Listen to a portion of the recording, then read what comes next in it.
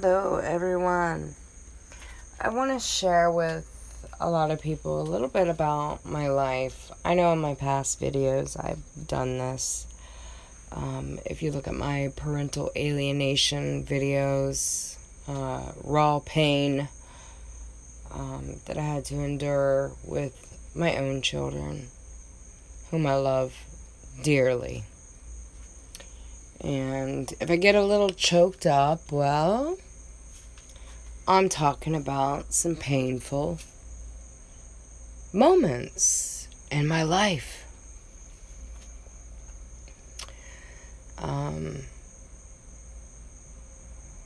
But I looked back on all of these things that were so painful to endure and thought,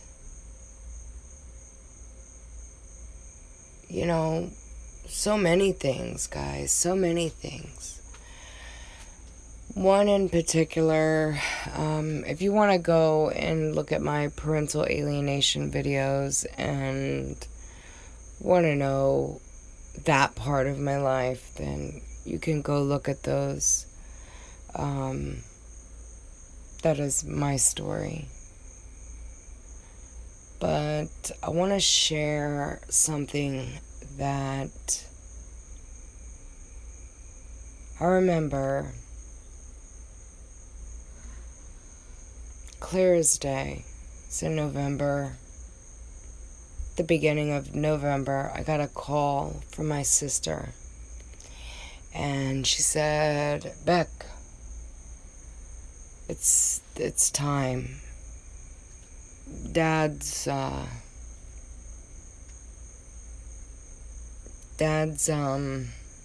there, but no one's home." And I said, "What are you talking about? What do you mean?" And I've argued with the doctors before on the phone, and they're saying, "Oh, he's had strokes after strokes after strokes." And I'm going, well, then how can he talk to me? How can he do this? And so that phone call that I got was, I immediately got on a plane and I went and seen my father. Very hard to talk about.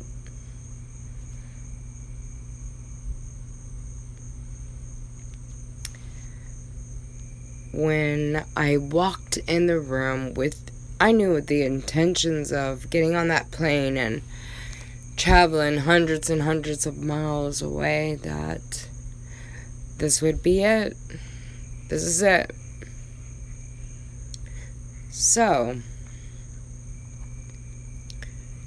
I remember walking in the hospital room, and what always stood in my mind that I'll never, ever be able to erase was when I walked in, I seen my dad was there, but I also seen no one was home. And what bothered me the most, that stays with me most, is that the nurse said, "Oh, he's happy to see you guys." And I said, how do you know? What do you mean? And she says, "Oh, honey, I can tell by the machines. His heart rate went up." And I thought, oh my God, I'm getting ready to sign this piece of paper. Why are you telling me this? Why would you do this?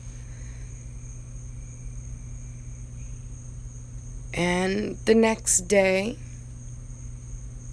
I went back to see my dad, and we were all so confused. Like, should we be taking him off these machines? But I seen again, my father just wasn't there anymore. 2 years he stayed with no fine motor skills, laying in a hospital bed, all for us. And out of those 2 years, he always said, "Look at me. Look at me." And I said, "Dad, I need you. I can't do this without you." And he always said, "But look at me."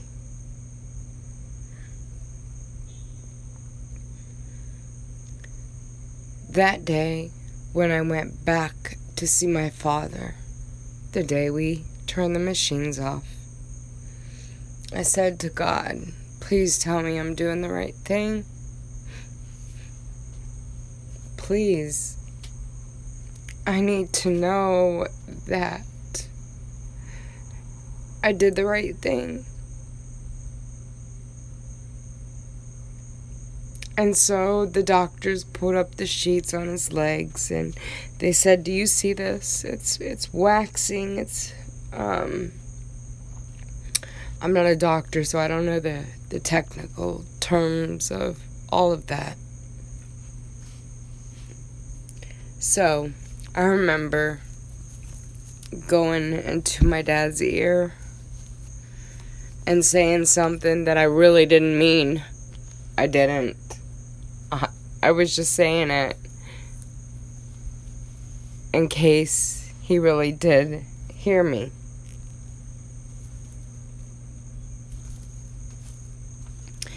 And I whispered in his ear, "It's okay, Dad. You can go home now. I'll be okay. Go, Dad."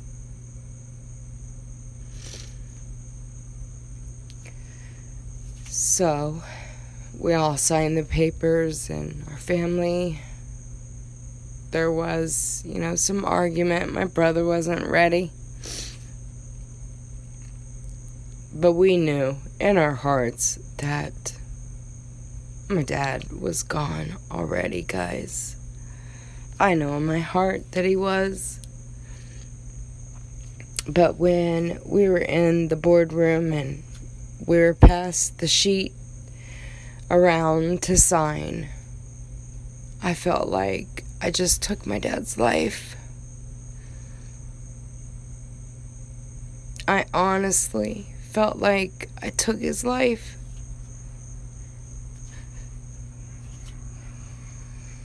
And before they turned those machines off, my sister went in that room and she sang him a beautiful song by George Jones that he loved so much. And I remember going out onto the porch of the nursing home, and I felt God. And the wind chimes started chiming. They were going crazy. And I said to my brother and my sister, I said, "Dad's gone." And they said, "How do you know?" And by that time, the nurse walked out with her head down. And she said, "Nothing." And my sister got up and she said, "Is he gone? Is he gone?" And the nurse still wouldn't say anything. She just put her head down. My sister went running back there. His hands were tucked neatly by his side. And he had this peaceness on his face. And I couldn't run back there, guys. I couldn't.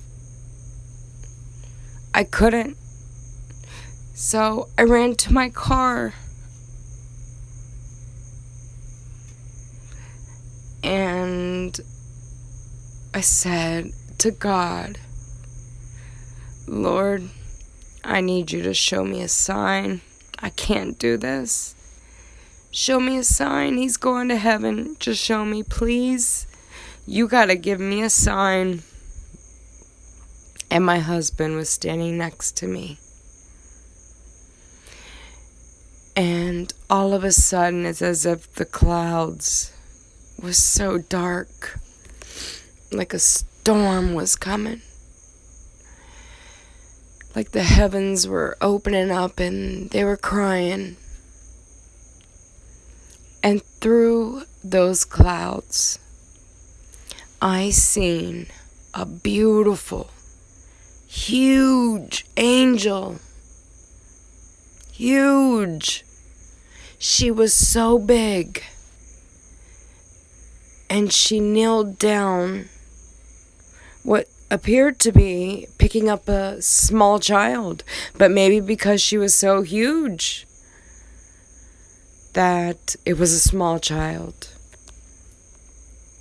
And I remember being in awe. I could not believe what I was witnessing. There was no logical explanation. I was stunned. My mouth was opened and I was watching everything. And I watched her slowly pick up what appeared to be a child. And she picked him up and she put him up into the clouds as if she just let him go. And I was in shock. As I looked over to my husband, I see his mouth is opened. And I said to him, "Did you just see what I seen?" And he's like, "Yeah." I said, "What did you see?" And he said, "The angel. I just seen an angel with the child." And I said, "Yes. You just seen what I seen." Little did I know that my husband, my wonderful husband, before we took him off the machines, went to my dad in his ear and told him, "I'm going to take care of your little girl. I promise. I'll always take care of her. I'll take good care of her." I never knew that until later. He never told me that until years later. And so I know that my dad knows that I do have a good man. But the angel that I witnessed in the sky, oh my goodness.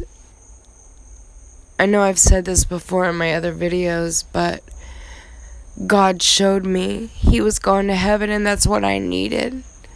And I told him and I promised him that I would be okay if you just showed me that he was going to heaven.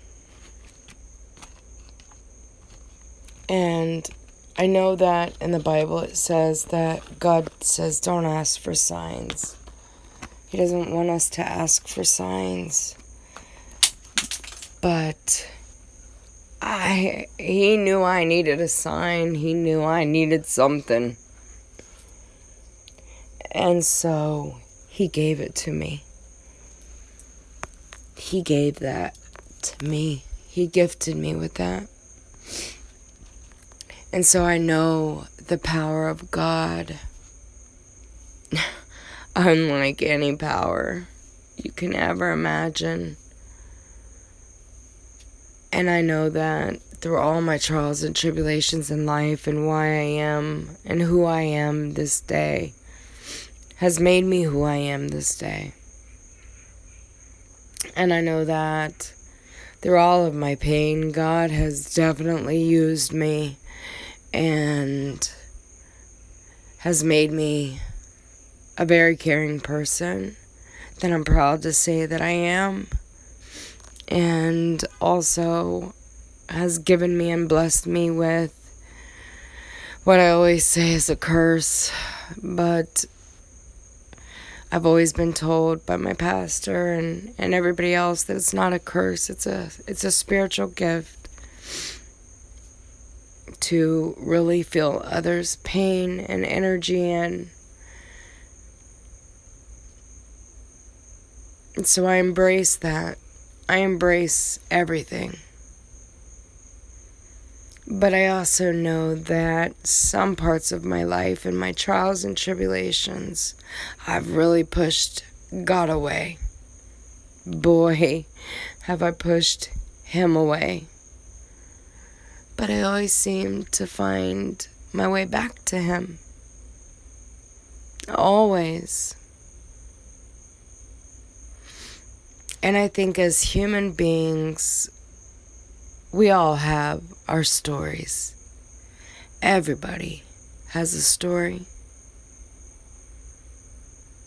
So I want everyone to look back on your painful moments of your life. And would you want other people doing mean and horrific things to you? No, you wouldn't. You wouldn't. I can't make anyone's heart be bigger, and I can't change the hearts of other people, because I know that some people have their own demons and their own low self-esteem that's obviously making them act out and not be nice. And and all I want to say about that is reach out to God. He's ready for you. And I want to say that my faith in God has strengthened even further, guys. Further than what I've ever thought it could. And that is because I have been blessed with a beautiful, beautiful, amazing woman in my life. And her name is Mama Sandy. She has also strengthened my faith in God,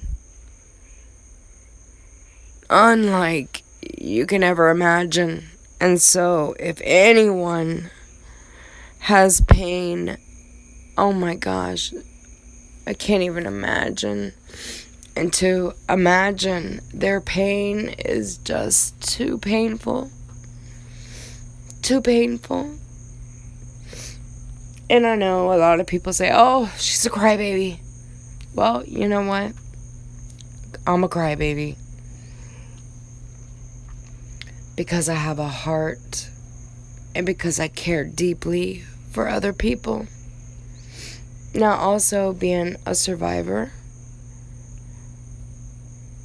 I pushed a lot of people away from me. And dealing with parental alienation, I thought, no, I can't let anybody hurt me ever again. So, as a survivor, you don't let people in because you don't want to get hurt. It's a way of protecting yourself. And it's hard to trust, and I'm slowly breaking those chains, guys. I'm breaking those chains. But I also know God gives me good discernment of people. And I only like to surround myself with good people. And I know that when I was 12 years old, I was baptized, and in my family, we were only allowed to get baptized when we were ready to accept Jesus and God and know what it all meant to be baptized. But I know that my very first conversation with this beautiful, amazing woman that has a true gift from God, my ever first conversation, I felt like I was rebaptized. I felt the Holy Spirit come through that phone and touch my heart. And I know that God gave me a bigger purpose than just being a survivor, just being a victim's advocate. He's given me a bigger purpose.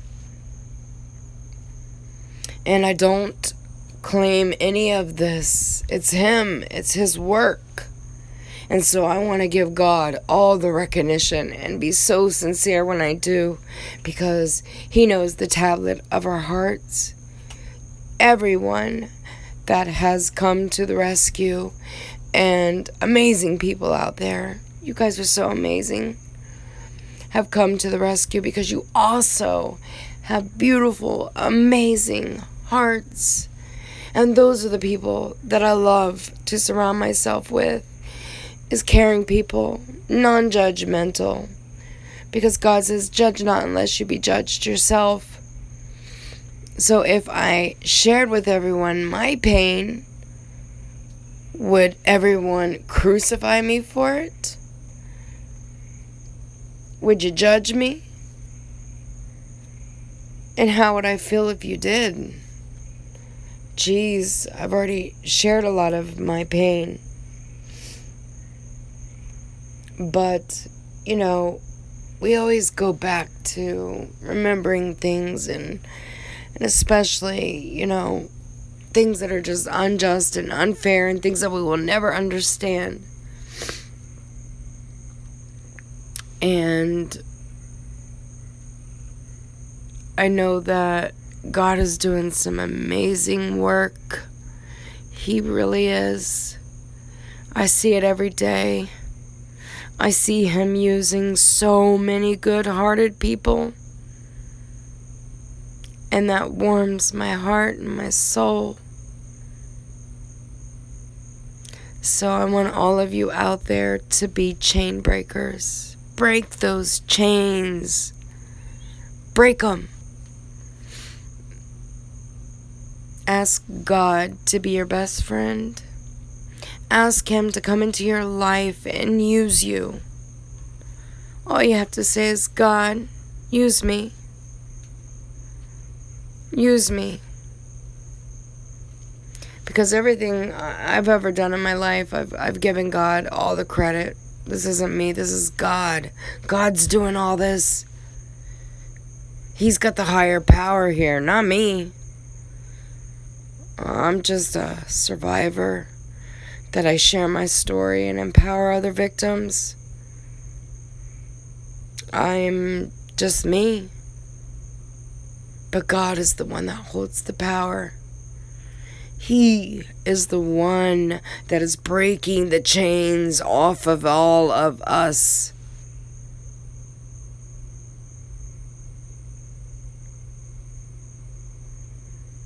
And I can get very gospel, guys, and I don't intend this video to be that. I'm speaking absolutely from my heart and the most painful experiences of my life that you can ever imagine. I've had so many.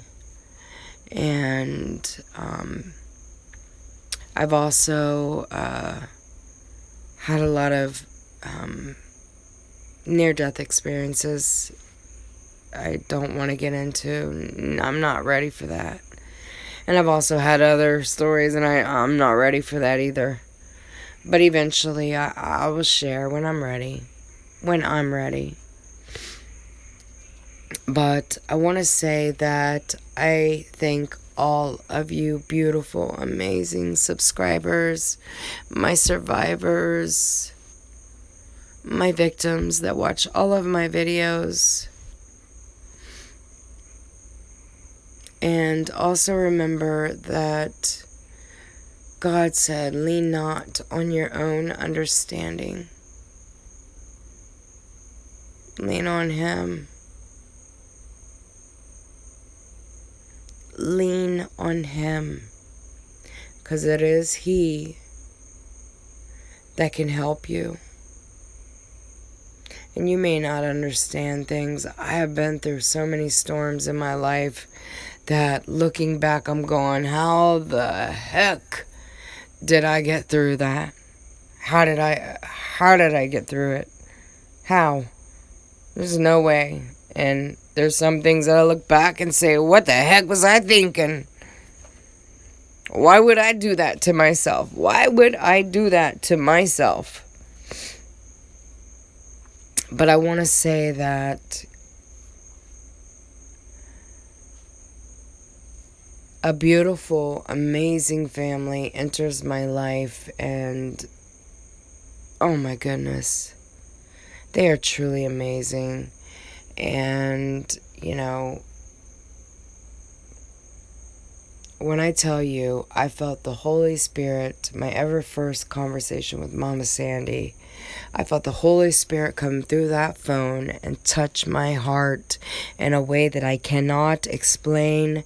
I was driving at the time and I had to pull my car over, and I could really feel that Holy Spirit. And I said to myself, wow, she's got a true gift. She's got a true gift. And I honestly was in awe. I thought, oh my goodness. And you know, people can get you out of character, and they've gotten me out of character, and whew, not who I want to be. And I want to say that she made me a better person. And truly, they've made me a better person. Because, you know, things anger me, absolutely. But if they can weather the storm and still be so amazing, oh my goodness. It's wow. Just wow. This is a truly amazing family. And Mama Sandy has a true spiritual gift. And she's got to know that. And so, Sandy, if you're listening to this video, honey, I hope you know that. And Frank and Frankie, I hope you know this. You are amazing. Wonderful, wonderful, amazing men. And all of you are true blessings in my life. And you are my family. And I also want to say to all my subscribers, you are my family too. And so I think we all have our own pains and our own things that we go through, and our trials and our tribulations in the storm. And in the time that we're in a storm, we don't quite understand why, you know, and how are we going to get out of this, and how are we going to keep dealing with this storm. But do know that God's anchoring you. So if any of my subscribers right now, my victims, my survivors, my subscribers that have lost loved ones recently, Arista, Ree, all of you, Wind Dancer, oh my goodness, all of you, Christine, know that God has got you anchored. And when that storm is coming and it's surrounding you and it feels like you can't get out of it, know that it's Him. He's carrying you right now. He's the one picking you up, holding you. And go and read the footprints in the sand. I will actually try to attach it to this video, the footprints in the sand. I know that all of you are in my prayers, and I just wanted to make this video and give you a little bit about my pain, my story. Because we all have stories, guys. We all have stories. We all have pain. I'm not perfect. I am not perfect. No way. God knows that I'm not. But He also knows the tablet of my heart, and He also knows my faith in Him. And He also knows how much I love Him. So everyone, have a blessed day. God bless you, and God bless all of your families.